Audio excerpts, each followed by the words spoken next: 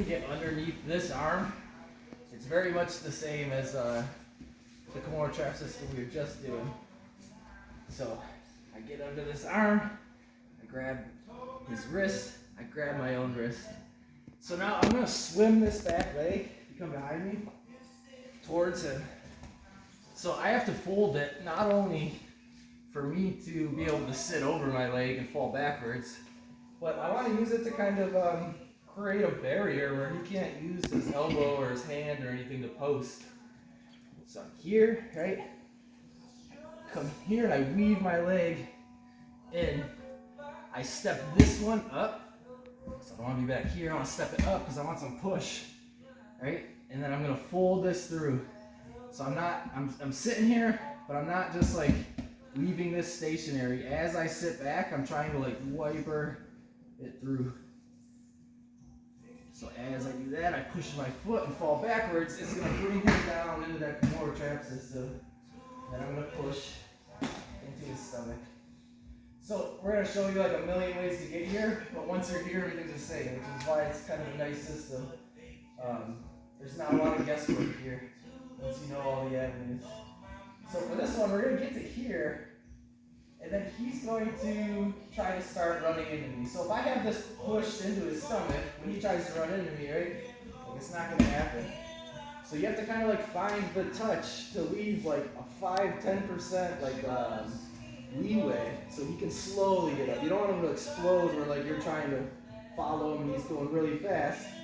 You're just going to bite down normally like you would, but just leave a little bit of slack. So now when he starts to try to run up into me, he can come to here. At any point, if I just like flex and push this back towards his stomach, I can bring him back down. I'm going to let him come up, and as soon as this space between his lat and the mat opens up, I'm going to use, like, I bite this grip into his chest, right? And that's going to, I don't want to, like, be, like, walking this knee in. I'm biting this grip into his chest, so it's actually going to, like, pull my knee underneath him. So I'm trying to get my knee wedged in. This other hook is going to swing over the top and hook inside. So now I'm going to roll to the other side. I'm using my elbow in his neck. I'm using the opening with this knee that's underneath him. I'm using this heel to pull him over. I'm going to pull him all the way to the other side. But I want to switch my hands while I do that. I don't want to get here and then pull him all the way to the other side and then be here. He's already got his head to the mat. Like he's already halfway escaping. Here he tries to run up into me, push it in, and I wedge my knee and underneath him. This hook comes in, and as I start to push into his neck, open this up and open my body, and get to take the other side, I'm going to let go of that grip while he's kind of like facing the ceiling. And then come in here and grab my seatbelt, throw my other hook in.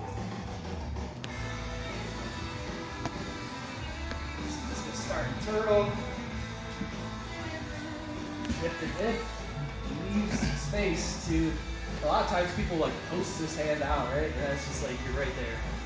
Just come right underneath, grab the wrist, grab your own wrist, pull everything in. I'm gonna start swimming this leg underneath me, like take a step up so I can push. I'm not like pulling.